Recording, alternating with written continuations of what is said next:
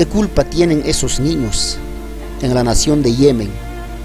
Morir de hambre, de sed, con enfermedades como el cólera. Los magnates del mundo se complacen en bombardear y matar a los pobres niños y a las personas sin causa en esta nación de Yemen. Cada 10 minutos muere un niño a causa de las guerras. 3 años y medio de bombardeos, pero hasta ahora no han podido vencerlo a la nación de Yemen.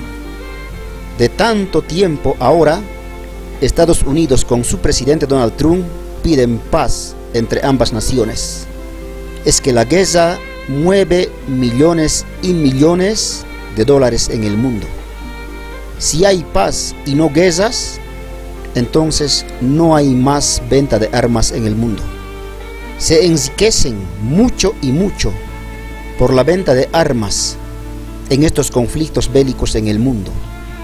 Ciertamente se cumple la profecía de Cristo cuando dijo: y oiréis de guerras y rumores de guerras, mirad que no os turbéis, porque es necesario que todo esto acontezca, pero aún no es el fin.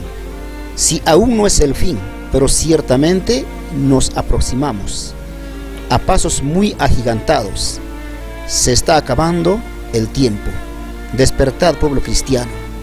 No siempre será así como estamos viendo y escuchando en estos días de las guerras en el mundo. La Biblia dice en Eclesiastés: tiempo de guerra y tiempo de paz. Estamos en tiempo de guerra.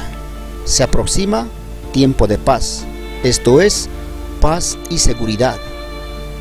Y cuando comience paz y seguridad, también comenzará los últimos 7 años para esta generación. Cristo está a las puertas. Escuchemos esta noticia.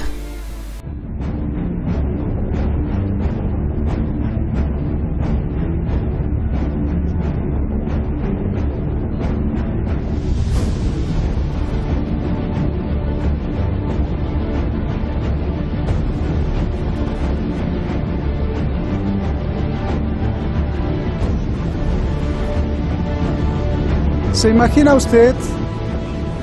imagina usted que el hambre y la comida se estén usando como una arma militar? Estamos hablando de un país de más de 22 millones de habitantes. ¿Ha sido una aldea o un campo de experimentación? 5 millones de niños están muriendo y 14 millones de personas en riesgo de morir por no comer. A la gente, si no los ataca una bomba, entonces las bacterias del cólera, es el infierno. Después de 3 años y medio de apoyar este infierno, de apoyar la masacre, muerte y destrucción, ¿Estados Unidos habla de paz? ¿Qué pasó? Soy Roberto Lamadrid y esto usted lo sabe, Detrás de la Razón. Comenzamos.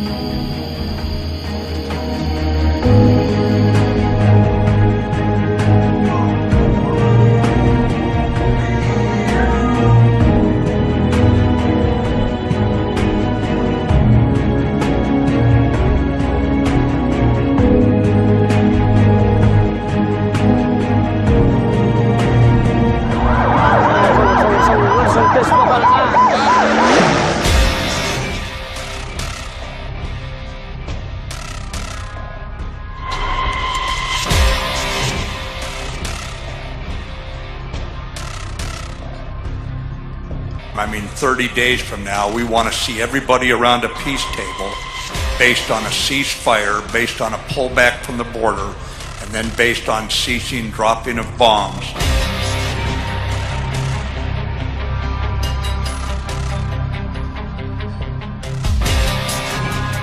The Council will now begin its consideration of item 2 of the agenda.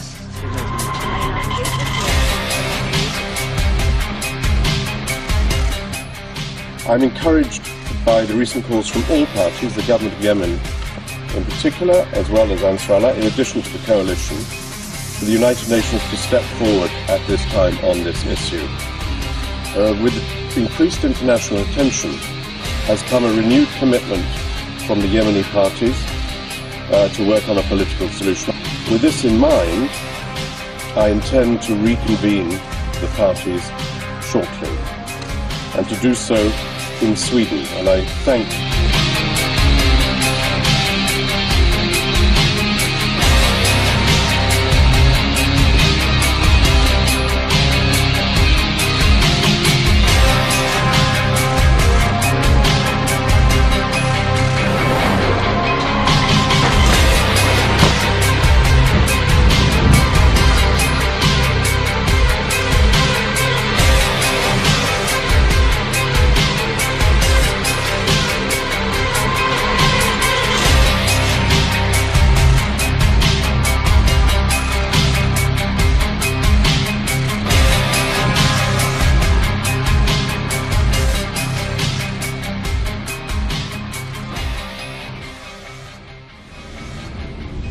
Muchísimas gracias al equipo detrás de La Razón, y muchísimas gracias, como siempre, a usted por su preferencia.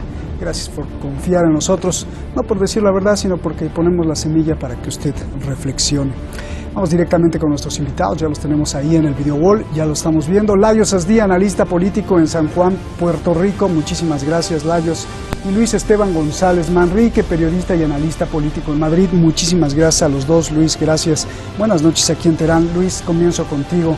La pregunta del millón: ¿por qué Estados Unidos, después de 3 años y medio de miles de muertos, ahora le ordena a Arabia Saudí, escuchemos a Matis ahí, que negocie, le ordena a Arabia Saudí que negocie la paz en Yemen? ¿Por qué?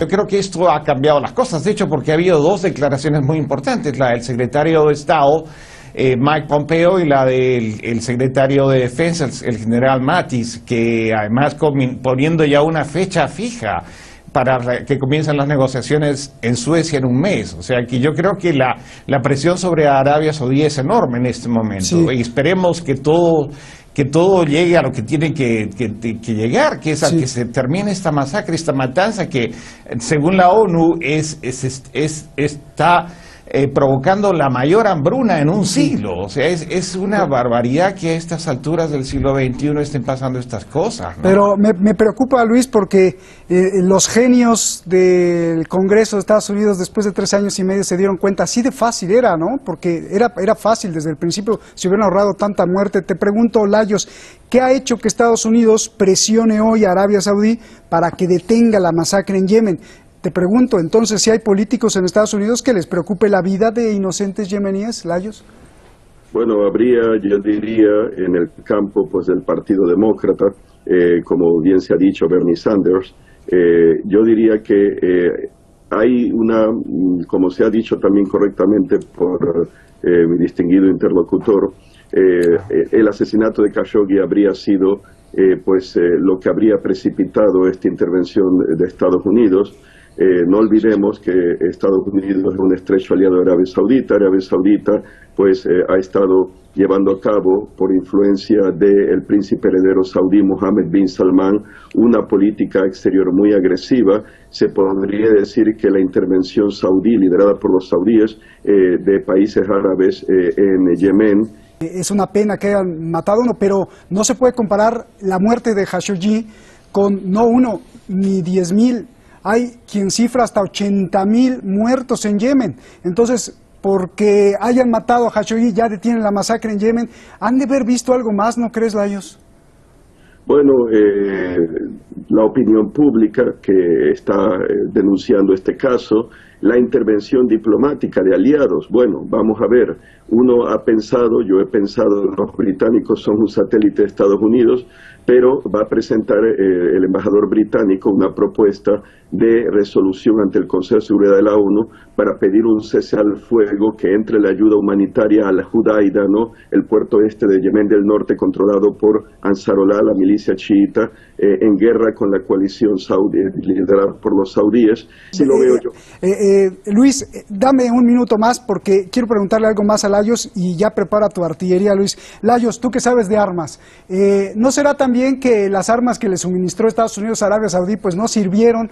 Porque después de 3 años y medio, ¿cómo es posible que el movimiento yemení, que tiene solo rifles y algunos cohetes, no puedan haber sido vencidos por los cazas y por todo el aparato militar tecnológico de alta tecnología que tienen los saudíes? ¿Cómo es posible? A ver.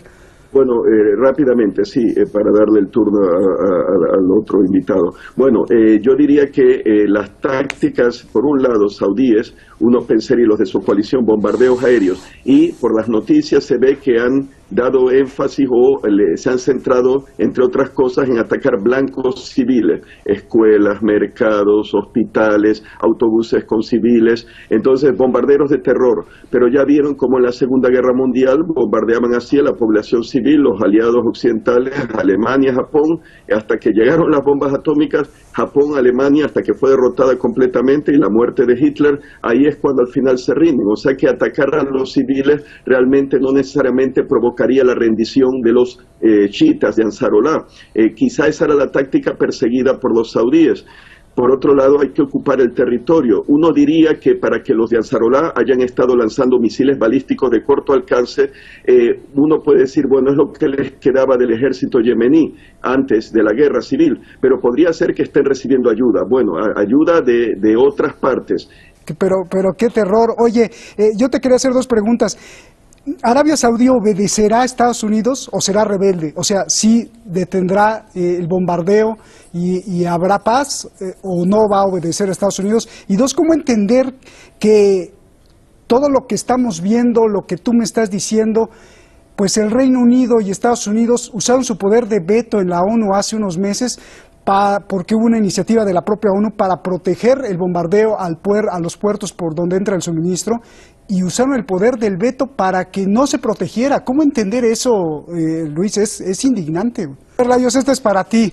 ¿Qué tanto Yemen sirvió como una aldea de experimentación de tácticas militares, bombas prohibidas de racimo, minibombas atómicas, armas químicas, e incluso experimentar cómo se puede sofocar a una población entera? Un entrenamiento quizá para Estados Unidos o Arabia Saudí. ¿Qué tanto Yemen sirvió como una aldea de experimentación?